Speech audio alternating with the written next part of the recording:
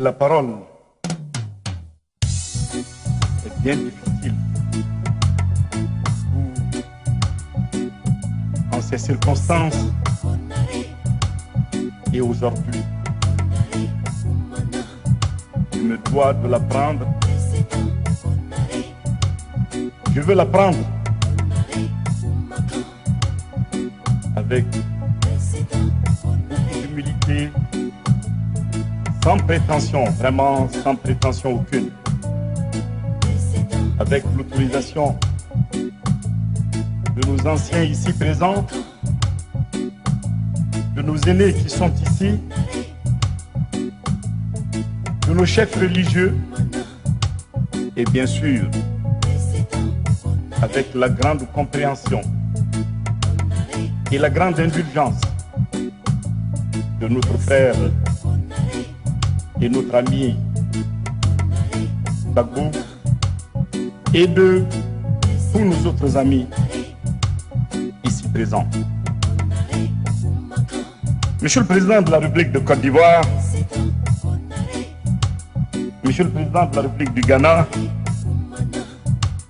Monsieur le Premier ministre, Monsieur le Président de l'Assemblée nationale, Mesdames et Messieurs les ministres, Monsieur le Président du Forum, Excellences, Mesdames et Messieurs, chers frères et sœurs de Côte d'Ivoire, nous éprouvons un réel plaisir à nous trouver aujourd'hui à Abidjan à l'invitation de notre frère Laurent Gbagbo, président de la République de Côte d'Ivoire. Nous tenons à lui exprimer nos vifs remerciements pour nous avoir conviés à un événement de portée historique inspiré par des valeurs culturelles majeures sur lesquelles reposent les sociétés africaines.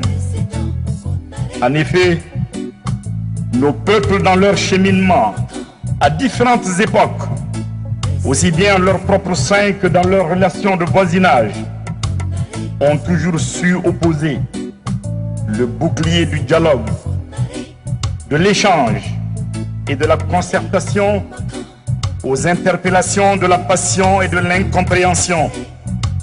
Et cela pour que les poutres qui soutiennent l'édifice commun résistent à l'érosion. Monsieur le Président, chers frères et sœurs de Côte d'Ivoire, en venant ici, sur cette terre d'Afrique chargée d'histoire, sur cette terre qui pendant longtemps a renvoyé au monde entier l'image d'un pays en marche vers le progrès, confiant en lui-même, l'image du refuge des valeurs d'hospitalité légendaire, de fraternité vraie et de chaude solidarité. En venant ici, disons-nous, nous vous apportons le salut fraternel, non seulement du peuple malien, mais aussi celui de tous les peuples de la communauté des États de l'Afrique de l'Ouest et de l'Union économique monétaire ouest-africaine. Aujourd'hui, le peuple frère de Côte d'Ivoire, égal à lui-même, a choisi de s'arrêter un moment pour se regarder en face, en se souvenant de ce qu'il a été et en ayant en vue le rôle qu'il est appelé à jouer dans la sous-région et en Afrique.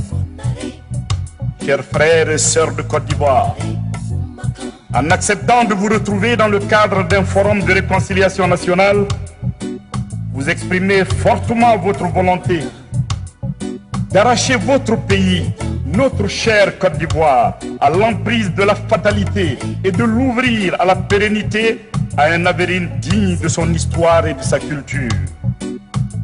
Vous exprimez aussi votre volonté de secouer les démons de la violence et de la haine et de vous tourner vers un avenir de paix et de concorde. C'est du normal de la Côte d'Ivoire. Il s'agira moins de déchirer des pages de l'histoire que de les tourner, que d'avancer.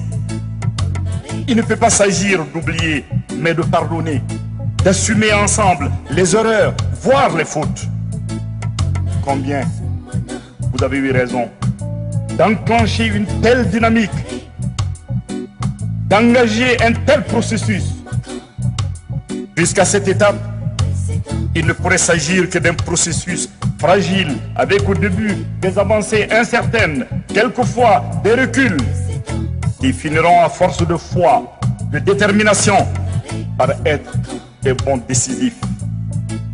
Partout, vous le savez, mieux que moi, Monsieur le Président, en tant qu'historien, partout où l'on s'est montré méprisant dans ses relations, où on a substitué aux règles de l'humilité et de la tolérance, celle de l'arrogance et du rejet de l'autre, le frère, on est allé à l'affrontement sans issue. Les propres enfants du pays ont conduit leur pays à la catastrophe. C'était le Rwanda, le génocide, les bras coupés de Sierra Leone. Cela n'arrive pas qu'aux autres, que Dieu nous en préserve. Mais, cela peut exister derrière des buissons de l'intolérance. La catastrophe arrive vite quand on n'a pas le courage de se parler, d'échanger, de regarder l'autre, de faire confiance à l'autre, si différent mais si proche, aux voisins si sacrés, aux amis si chers, aux partenaires si nécessaires, quand tout se réduit au pouvoir, à la quête du pouvoir, aux problèmes politiques, il faut de vraies solutions politiques, pas de faux fuyants. Elles peuvent être difficiles à trouver, mais nous devons les trouver ensemble, à coup de concessions, de compromis, conformes à l'état de droit, de compromis démocratiques. Les problèmes politiques mal résolus finissent par prendre des dimensions régionalistes, puis ethniques, puis religieuses, et conduisent à l'anarchie. Il nous faut aujourd'hui dans tous nos pays un fonds politique apaisé pour pouvoir bien aborder et résoudre les difficiles situations économiques et sociales. Chers frères et sœurs de Côte d'Ivoire, nous demeurons convaincus que l'ensemble de la société ivoirienne, et singulièrement la classe politique ivoirienne, saura relever le défi.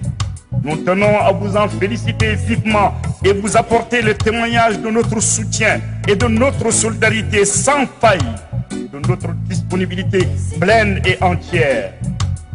Jamais le Mali, encore moins par Dieu, le Mali démocratique n'a été et ne sera un terrain d'hostilité. La sécurité de chacun de nos voisins est notre sécurité. La stabilité de chacun de nos voisins est notre stabilité. Voyez-vous, mes frères et sœurs, le Mali, voyez-vous, mes frères et sœurs, le Mali, c'est un peu de chacun de nos voisins. Le Mali, c'est un peu d'Algérie. C'est un peu de Niger, un peu de Burkina Faso, un peu de Côte d'Ivoire, un peu de Guinée, un peu de Sénégal, un peu de Mauritanie et un peu d'autres encore. Le Mali se lie aussi dans chacun de nos voisins. Il n'est pas nécessaire de rappeler ici que les peuples de Côte d'Ivoire et du Mali et d'autres peuples ont entretenu des relations séculaires d'amitié et de fraternité. Souvenirs de structures étatiques passées, de migrations multiples que vous avez su bien décrire, Monsieur le Président, à travers ces contrées pluriethniques, de ces contrées si riches de leur pluralisme et de leurs différences. Souvenirs d'engagements communs, de luttes communes, de sacrifices communs au sein du Rassemblement démocratique africain, RDA. Souvenir inaltérable du vieux, de notre faux-foy à tous, malgré tout, si présent aujourd'hui dans cette salle et si présent auprès de nous aujourd'hui.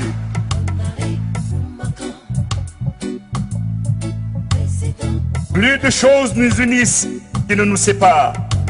Nous avons bâti là-bas et ici, ensemble, ici et là-bas, ensemble. Nous devons tenir encore, ensemble aujourd'hui, nourris du passé, forts des rencontres intercommunautaires, adossés à l'état de droit, à la quête de nouvelles citoyennetés plus larges, fruit de nos choix d'intégration. Camarades, nos peuples n'ont d'autre choix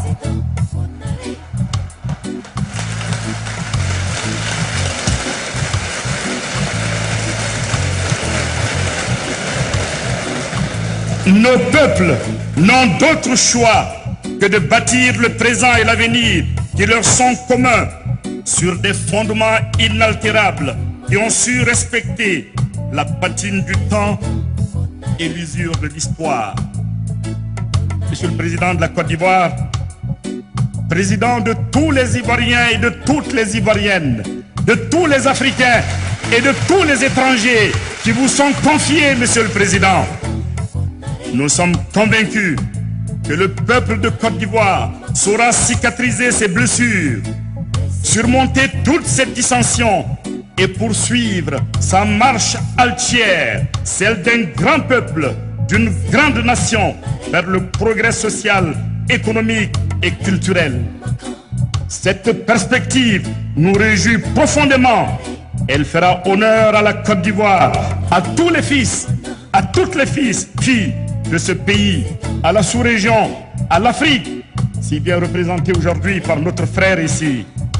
Elle nous fera donc dignes des Félix Houphouët-Boigny, des Mamadou Konaté, des Ouezin Koulibaly, des Modibo Keïta, des Kaboré Zenda, des Diaka Boda et j'en passe.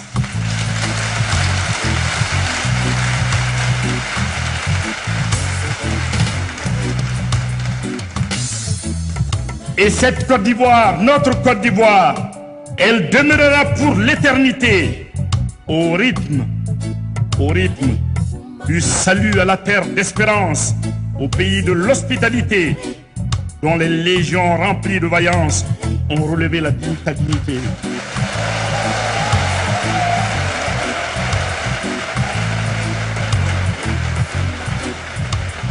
Bien sûr, à la suite du grand chanteur, au rythme de la Bidjanaise, vous me le permettrez, les fils, chère Côte d'Ivoire, fiers artisans de ta grandeur, tous rassemblés et pour ta gloire, te bâtirons dans le bonheur. Chers Ivoiriens, le pays nous appelle. Et si nous avons dans la paix ramené la liberté, notre devoir sera d'être un modèle de l'espérance promise à l'humanité en forgeant unis dans la foi nouvelle la patrie de la vraie fraternité. Et je note la patrie de la vraie fraternité dans la vérité, dans la tolérance, dans la solidarité, la patrie de la vraie fraternité, dans la vérité, dans la tolérance, dans la solidarité. Nous souhaitons plein succès aux travaux du Forum de réconciliation nationale.